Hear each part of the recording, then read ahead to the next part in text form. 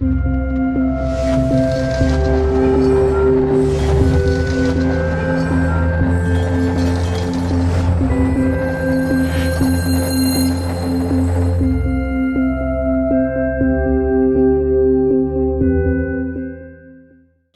bien, ¿qué dice la primera ley de la termodinámica? A ver, así para empezar, Primera ley de la termodinámica, si yo me acuerdo que decía algo así como que si no hace frío hace calor, o algo así, ¿no? No, la energía ni se crea ni se destruye, únicamente se transforma. Muchas gracias, lo vamos a usar esto después. La energía ni se crea ni se destruye, únicamente se transforma. ¿Esa ley es cierta? ¿Quién cree que es cierta? Muy bien esa valentía, oye, sí. ¿Quién cree que no, que en realidad esto no es cierto? O no siempre, o... Bueno, da igual, ¿Quién no cree nada? ¿Sabéis? No sé si es cierta o no es cierta, ahora veis por qué digo esto, pero hay un hecho innegable y es, en el universo antes no había nada y ahora hay algo. Luego, algo ha tenido que pasar entre un estado previo de nada y un estado posterior de algo. Y esto ya empieza a poner en entredicho un poco esta ley. Hay un versículo en la Biblia que es un principio de la astrofísica desconocido, que es Hebreos capítulo 11, versículo 3. Hebreos capítulo 11, versículo 3 dice así: por la fe entendemos haber sido constituido el universo por la palabra de Dios, de modo que lo que se ve fue hecho de lo que no se veía. En términos técnicos se dice que la obra de la creación es una obra ex nihilo, que significa de la nada. Va un poco en esta idea, no había nada y ahora sí que hay. ¿Sabéis? Una cosa en términos bíblicos es construir, modelar, formar, armar, hacer galletitas, hacer un bizcocho, un Lego, montar una cabaña en el árbol, construir un puente, edificar una torre. Todo esto son cosas, verbos que se aplican al ser humano. Tú y yo somos capaces de hacer pues, cosas con nuestras manos, con ingeniería, diseños, pero esto se llama hacer, construir, formar. Pero hay otro verbo en la Biblia que es el verbo crear. Y de hecho son términos diferentes. En el Antiguo Testamento las palabras asá es hacer, yatzar es formar, hay palabras para construir, ensamblar. Todo este campo semántico es una cosa, pero hay una sola palabra que se aplica a Dios y es bará, significa crear. Solo Dios crea. Si volvemos a nuestro principio de la termodinámica, esto de que la energía ni se crea ni se destruye, ya empezamos a entender que se aplica a todos los humanos. Pero Dios puede no aplicarse, porque si no tendríamos un problema. En el Salmo 33, versículo 9 dice, porque Él dijo y fue hecho, mandó y existió. Es decir, la palabra de Dios tiene esa capacidad, tiene esa energía de crear átomos, existencia, llamar a la existencia lo que no estaba. Y esto nos lo dice el salmista, por la palabra de Dios. Ahora bien, en clase de Ciencia y Religión tuve la oportunidad de darla con el profesor Cremades, con Biaggi seguro que disfrutáis también, con Bobby. Efectivamente, hay dos formas de acercarse a los milagros en la Biblia. Dos formas. Una es pensar que Dios se salta las leyes, vamos a entenderlo, como le da la gana. Y pongo un ejemplo. De repente Jesús va por la playa y dice, oye, voy a caminar por el agua. ¡Ah! Pero si caminas por el agua, experimentarás una fuerza vertical y ascendente equivalente al peso del volumen del líquido desalojado y según Arquímedes te vas a hundir. Entonces, ¿qué diría Jesús? Sí, ya verás ya. Y camina porque sí, porque Él es Dios Todopoderoso, ¿no? O Jesús dice, voy a multiplicar los átomos y voy a dar de comer a todo el mundo. Pero si no hay suficiente materia para alimentar a tanta gente, que no, ya verás ya. Y empieza ahí a multiplicar átomos porque quiere. O de repente dice, voy a parar el sol. No, que nos vamos a estallar todos. No, que no, espérate. Y lo para. Un acercamiento a los milagros en la Biblia sería como un punto de vista, en cierta forma arbitrario, en el que Dios se salta las leyes que Él ha creado porque quiere y cuando quiere y como quiere.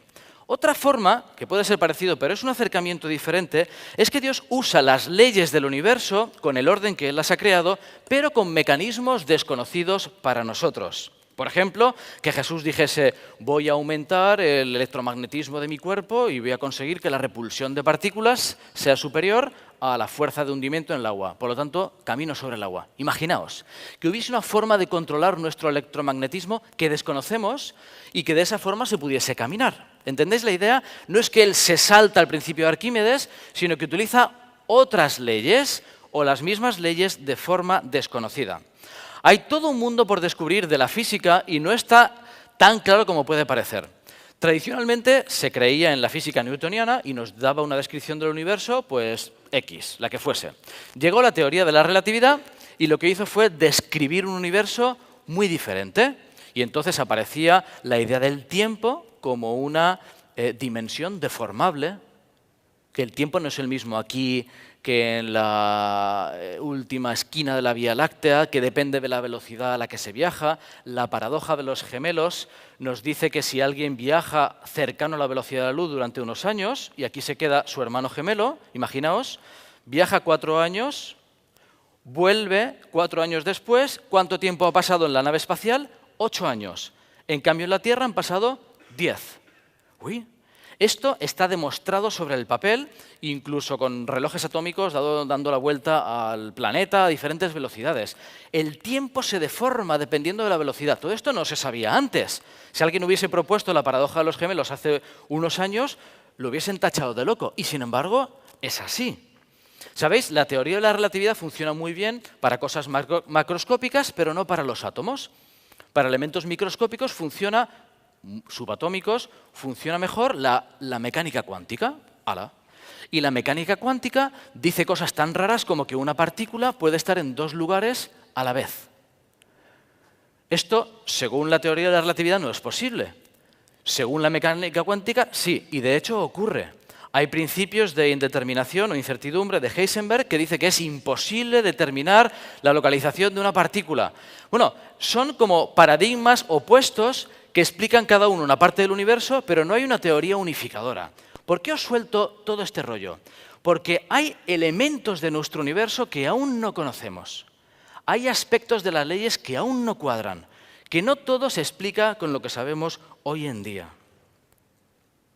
Si entendemos que Dios usa la segunda opción, es decir, Dios usa de una forma desconocida para nosotros leyes de la física, podemos entender lo que la ciencia ya intuye. La ciencia intuye que sería posible atravesar paredes, caminar sobre el agua, estar en 2 sitios a la vez, viajar por el espacio a través de agujeros de gusano, que llaman, que serían como curvaturas espaciotemporales, que se pueden conectar dimensiones diferentes, y de hecho no tendríamos problema bíblicamente en creer algo así. Nosotros sabemos, por ejemplo, por el espíritu de profecía, pues que Jesús vendrá por Orión. A lo mejor hay allí un agujero negro, una comunicación con otra dimensión, ¿entendéis? Todo esto son aspectos que esto no es ciencia ficción.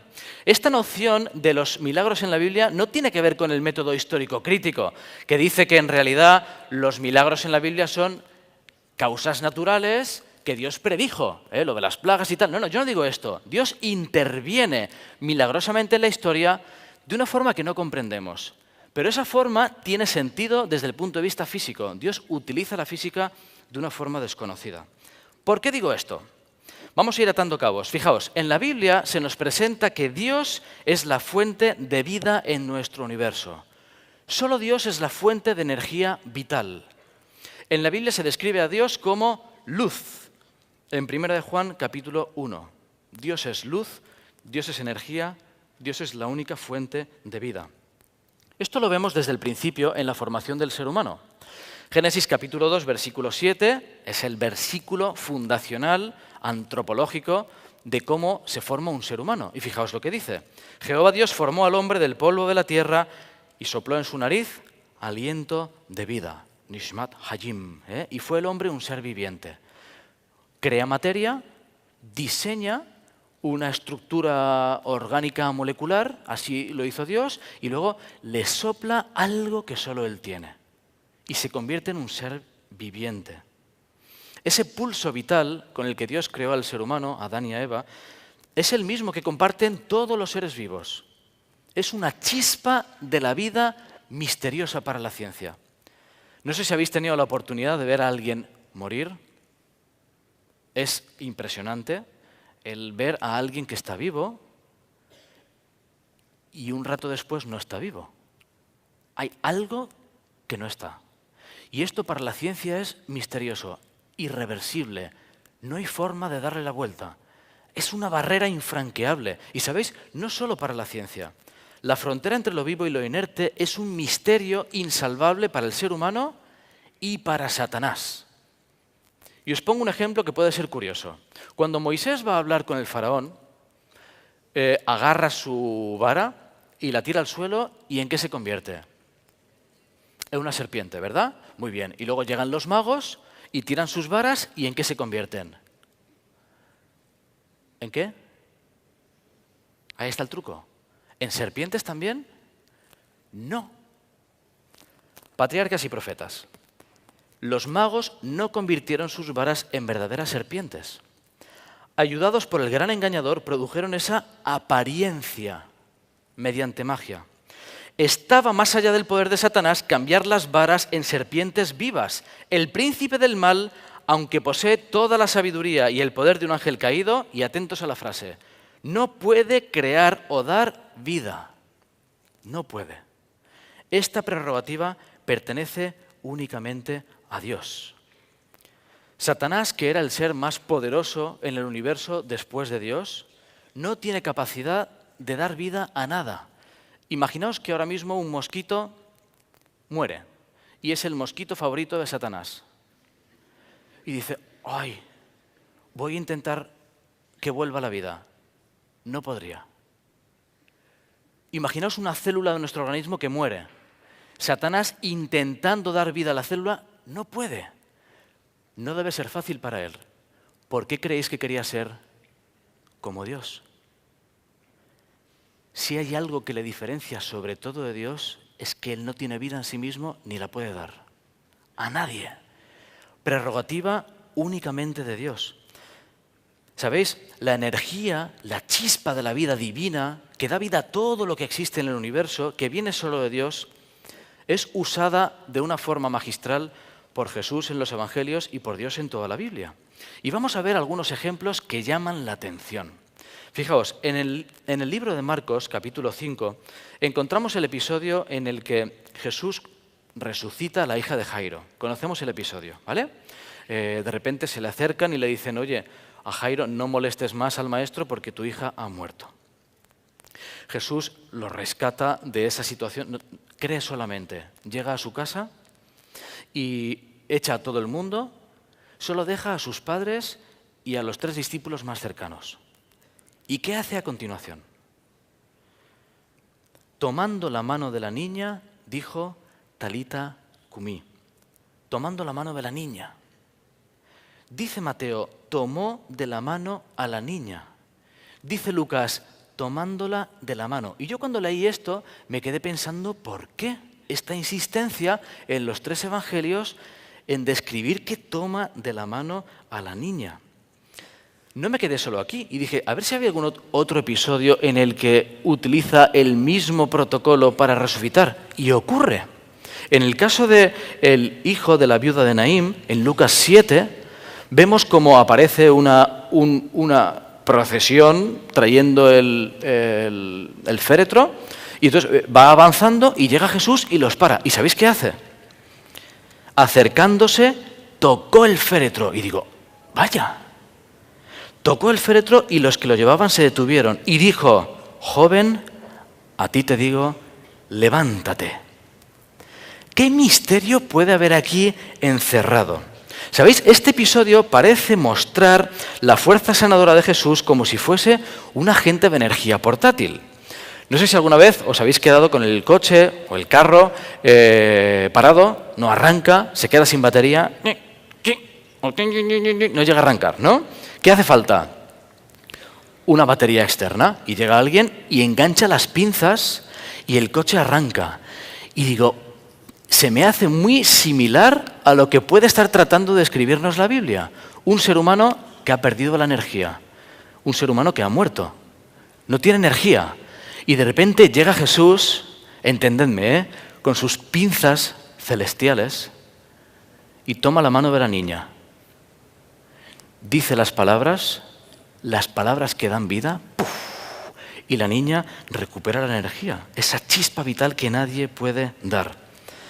¿Sabéis? Me parece que la ilustración se puede ejemplificar con lo que ocurre con Siri. A ver si nos sale bien, como esta mañana.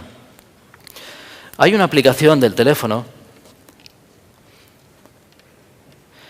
que cuando la descubrí dije, oye, esto encaja muy bien con la idea. Aquí tenemos Wi-Fi.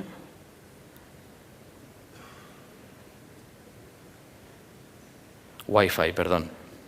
Decimos Wi-Fi nosotros. Bueno, fijaos. Tenemos el teléfono. Cuando el teléfono está conectado a una fuente de energía y decimos unas palabras especiales, Siri despierta. Fijaos. Oye, Siri. Y despierta, sigue escuchando a ver si encuentra algo. Antes nos ha hecho una broma. Pero lo curioso es que si no tiene fuente de energía, no. Oye, Siri.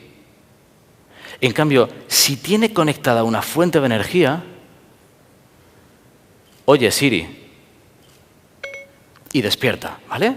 Digo, qué curioso, porque en los casos que vemos en la Biblia, de alguna forma Jesús puede hacer lo que quiera, ¿eh? Ahora, ¿me escuchas? Poco tarde. Fijaos esta idea, Jesús toma de la mano, transmite esa energía que él tiene y con su palabra que da vida, resucita. Fijaos, la hija de Jairo había muerto, estaba sin vida, pero Jesús, la fuente de energía, nos lo dice el deseo de todas las gentes. Se acercó a la cama, tomando la mano de la niña en la suya, pronunció suavemente en el idioma familiar del hogar las palabras, muchacha, levántate. Instantáneamente, un temblor pasó por el cuerpo inconsciente. Los latidos de vida volvieron a golpear. Los labios se entreabrieron con una sonrisa. Los ojos se abrieron como si despertasen del sueño y la niña miró con asombro al grupo que la rodeaba. Fascinante. Ese escalofrío que sintió la niña, que los demás pudieron ver, que era la energía que solo Dios puede dar, es el mismo escalofrío que probablemente pasó por Adán y Eva, que pasó por el cuerpo de Moisés cuando fue resucitado y que pasará por todos los que un día resuciten. Las formas que utiliza Jesús son múltiples y variadas. En el caso de Lázaro, ¿qué es lo que hace? Apartad la piedra. Y luego, Lázaro, sal fuera, con sus palabras.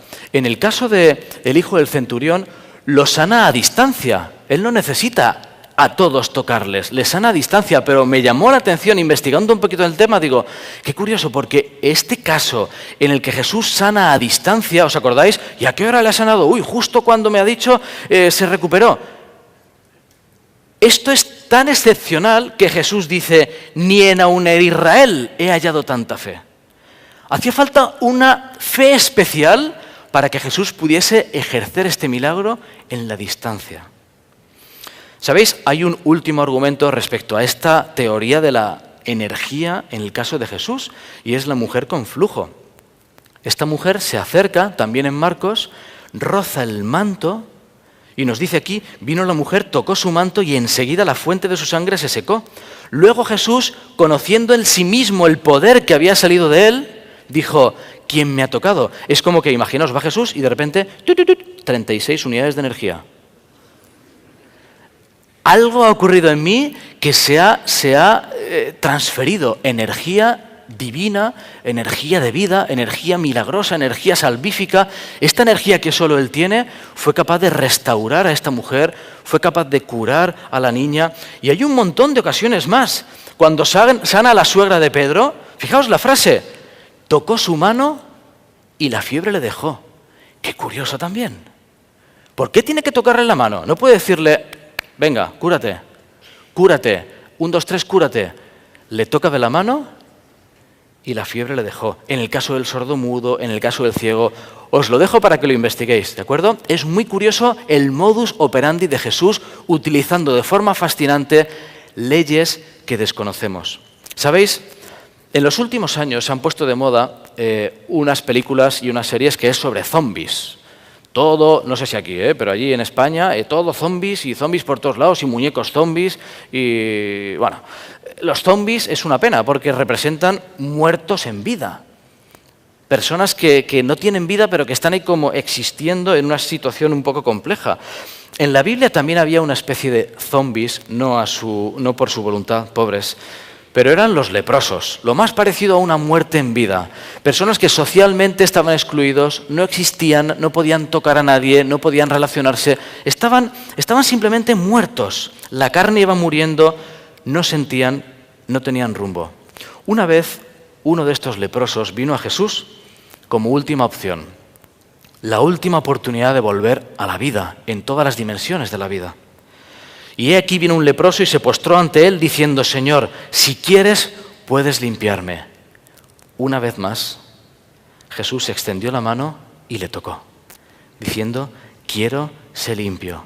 Y al instante su lepra desapareció. Quedémonos con la idea de estos muertos en vida.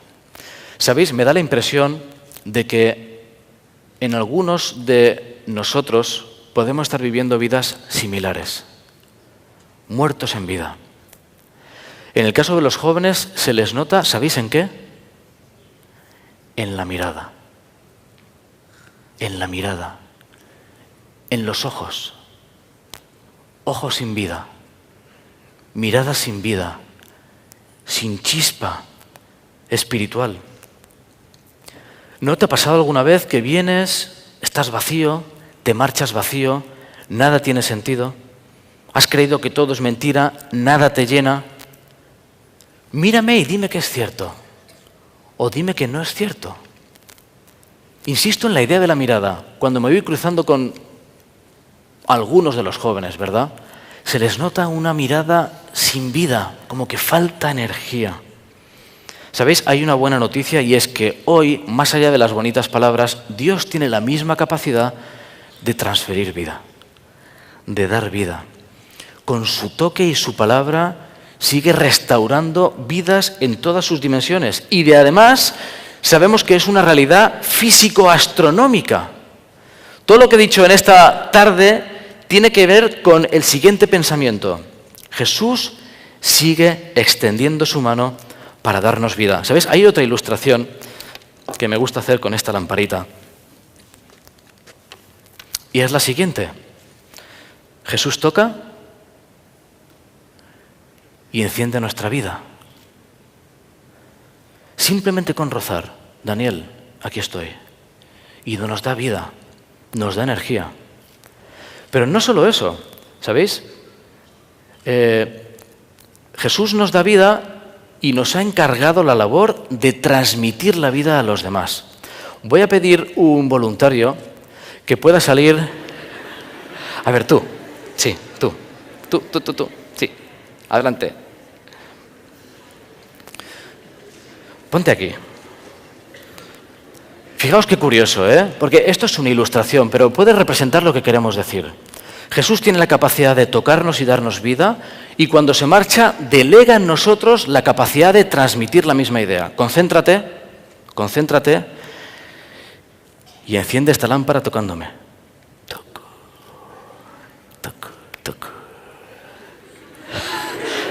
Tú ya te lo sabías. Muy bien, ¿Sabéis?